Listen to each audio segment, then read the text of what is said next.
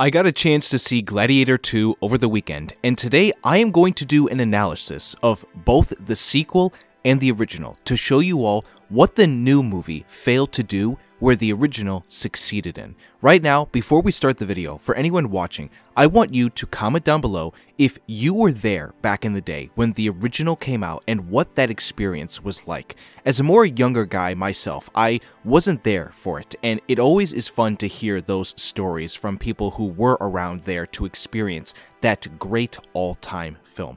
So I've been waiting for this sequel for a while now, and what I got out of it was pure entertainment to a level almost better than the original, but sadly it lacks any emotional depth that the original succeeded in making. That's basically how I would summarize it in a small review. If you are looking for a movie that will make you stuff your face full of popcorn because of its entertaining action all throughout, this is the movie for you. However, if you are looking for something that will give you an emotional story following characters that are striving for a goal to seek revenge like the original did, you might be disappointed. On a technical level, it marvels in its cinematography, production design, costumes, sound design, sense of scale, and music that is reflected of the great original Hans Zimmer score. The violence and action are beautifully shot, so much better than the original and its shaky, quick-cut action. That's a hot take of mine, by the way, that I'm sure some of you might disagree with. While all the actors do a good job here in the sequel, I never truly cared for anyone like I did Maximus in the original. Our lead, played by Paul Mescal, is missing that angle to what made Maximus a great character. There's not a good enough amount of build-up to anything, and big moments feel rushed through. The movie also has a villain problem. The focus was all over the place on that part of the story. Denzel Washington's character was probably the standout out of everybody, and he was having a ball with his character, so I'll give that a point too, given I've always loved him, and I think he is a top 3 all-time actor. It has a super abrupt ending, by the way, that took me off guard, and I wasn't a fan of that. Again, it's a very entertaining movie, but messy from a story and script perspective. So that's just a general review of the movie, and now I want to break all that down piece by piece, and I will be doing that through spoilers, so you have been warned in case you haven't seen it yet. To answer the statement of the title of the video, with what this sequel fails to do where the original succeeded in, we have to start with that point I made about the emotional depth and character. The biggest issue in this area is that you are meant to really be invested in our main character of Lucius, played by Paul Mescal. Again, I want to reiterate, I think Paul did a great job performing his character. I just think that the writing doesn't give him enough to really make us feel the weight of what he's going through. When comparing it to the original film, you had the character of Maximus, played by Russell Crowe, who at the very beginning is made out to be a very good general of the Roman army. He cares for his men, and he also deeply cares for the king that he serves. He had been on a very big stretch of a long-time war that he had fought many battles in, and all he's trying to do is get through this one last battle so that he can go home and see his wife and kid. Of course, we know the villain of that movie, Commodus, is set up as well there, a man who is looking to his father, the king, for gratification and also awaiting his announcement that he will succeed him. It never happens, and he kills the king by then framing Maximus for it. In doing so, he also sends soldiers to kill his own family afterwards. Right then and there, you had everything established within the first 30 to 40 minutes. Your villain, hero, and their motivations. Nothing about this changes once throughout the entirety of the film. And this is right here where we get to the issue of the sequel and how it failed. Lucius lives with his own wife in a place that's about to be invaded by the Roman army in Africa. He too is also a good soldier, and he looks out for his own men. Once invaded, the Roman army takes over at the hands of Pedro Pascal's character, who is the current general of the Roman army. He orders the killing of Lucius's wife, which now sets up his motivation and the villain that he wants to take down. Sadly, unlike the original, this is where we meet a subversion of expectation, and everything gets flipped on its head. This is where we meet the second issue that the sequel failed in with regards to how the original succeeded. The script for this movie is much messier from this angle when you look at character motivations, who the real villains are, and then how all that combines together to know who you'd be rooting for and what the stakes are. I thought that the movie set it up quite well at the beginning about what we were looking for, but then it keeps going and you realize just how deep the rabbit hole goes. To the point that I just made about the subversion of expectations, Pedro Pascal's character is actually not the main villain or even even a villain at all. That title goes to the two Emperor brother characters, as well as Denzel Washington's character, Macrinus. So right there, you have a problem. You have 3 villains as opposed to just 1 with the original film. At no point in time did I ever feel something around any of the 3 villains in this movie as far as caring for their motivation, or even getting attached to them from the perspective of thinking I needed to be invested in their goals. I mean, the thing that baffles me the most, that if you've seen the movie already, you know this to be a fact. Denzel's character doesn't even really become a villain until the 3rd act of the film.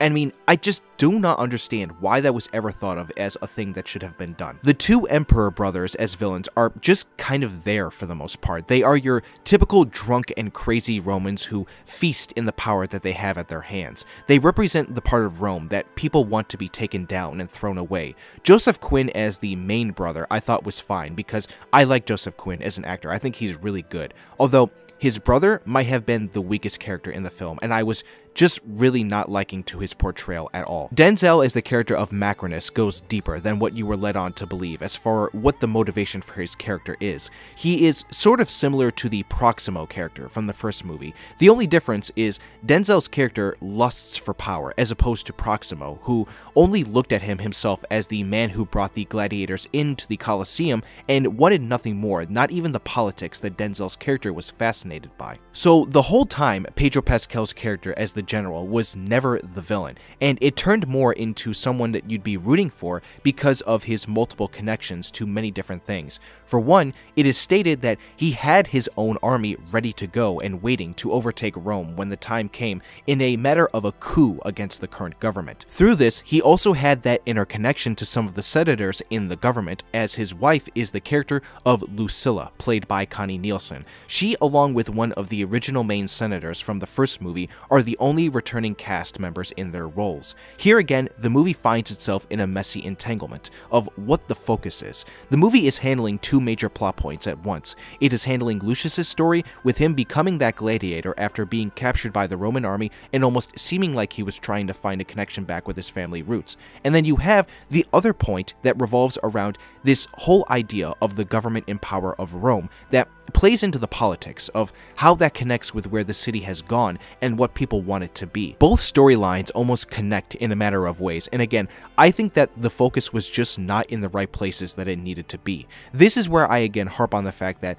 the first movie just had a way more linear story to it. It was much more focused on its main character, its main villain, and making sure it built up both of them to the point where when we get to the end of the film and they fought each other, you were on the edge of your seat experiencing it all go down. This is why I said at the beginning of the video in my small review of the film that Gladiator II excels more as a straight-up action film, fueled by the scale and marvel of its technical elements, which, to this day, I think Ridley Scott as a filmmaker does not get wrong. At his age, I am shocked he is able to get all this stuff together and create a film around it.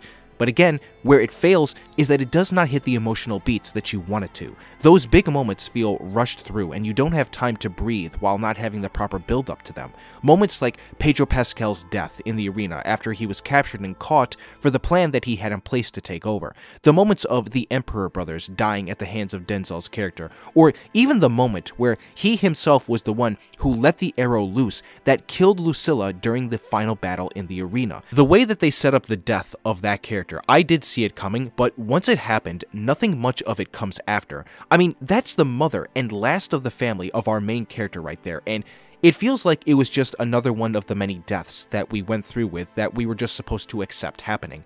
Do you remember when I said that the film has an abrupt ending? So, after the battle is done, Lucius tracks Denzel's character out of the city in between both of the opposing armies, ready to wage war with each other. Lucius fights Denzel and kills him for all to see. In a fitting final speech, he calls for peace between both sides, and in his final act, goes back to the Colosseum to see the remains of the battlefield. He has a moment to himself, almost reckoning of the events that just transpired, and the final scene is of him picking up the dirt of the ground and calling out to his father. We hear that iconic Hans Zimmer theme come in, and the final shot is what I would assume is meant to signify his father brushing his hand through the field, and that's how the film ends. No joke, my first reaction to that in the theater was, wait, what? that's the final scene. The reason I say that is because I never once got any indication that Lucius was about to die or was dying in that final moment. So it made me ponder what exactly the representation was of walking through the field as far as that scene goes with how you compare it to the original. Was that him walking through the field? Or was it Maximus? I could never tell, and so it made me think that it was only meant to be a callback scene as opposed to really anything else of greater importance. That's why I say it was super abrupt of an ending, because it felt like something else was supposed to come after that. In the original, you do get that scene with Maximus, but afterwards, you have Djimon Hounsou's character bury the two figurines that Maximus held onto throughout the film in the arena, that were a representation of his kid and his wife. It was a good and fitting emotional end, especially when you realize that Djimon Hounsou's character was the only one who survived out of that group of main gladiators that we followed. He lived on to tell the tale, while everyone else could not. It just feels like it ends for the sake of ending, and so that's something else that deeply disappointed me about the film. So to end off this video, to answer the question of what did Gladiator II mean as a sequel to the original, I think it represents that Ridley Scott, in a way, was sort of confused with what he was trying to do from a story perspective, but he succeeded in creating a visual and action-packed spectacle for the masses to consume. There's no taking away that he is still a great director, but I think he needs to be more focused on his stories and writing to help make his movies mean something. Focus more on that more traditional and linear storytelling where you don't have to do too much to create a great film. I was also, by the way, not one of the people that was turned off by the more historical inaccuracies of what he was trying to do, with the stuff like the monkey fights or the sharks in the water in the Colosseum during that fight. I mean, I get what he was trying to do, even though it just doesn't make any historical sense. But again, I was never once turned off by it. I think he was just trying to do that because it made for some really great and fun entertainment. That's why I am sitting here now saying that, even though I was disappointed with a lot of the stuff in this movie from a story and character perspective, I was very entertained throughout, and seeing it on the big screen was something to behold. I've seen the original Gladiator twice now, and I was never impressed with its action ever. The only reason you care for a lot of the action in that movie is because you care for Maximus and the other characters who are telling that great revenge story. Gladiator 2 flips that on its head and does the vice versa. I just wish it had been more focused on its story and its villains with how everything mingled together, and I think at the end of the day, that is where Gladiator 2 failed with where the original succeeded in creating one of the greatest all-time films. So there you have it. That's my analysis of Gladiator 2. What do you all think? Leave your comments down below on what you think about my commentary of the movie, and let's have a nice and respectful conversation. Thank you for stopping by my channel. If you want to see more moving forward from me with regards to film and television and you enjoyed this video, hit the like button and subscribe if you are new here and turn on that notification bell. I'm trying to build a community on here and your support would be greatly appreciated. That's a wrap, folks. I hope you all have a wonderful rest of the day, and I will see you all soon for the next video.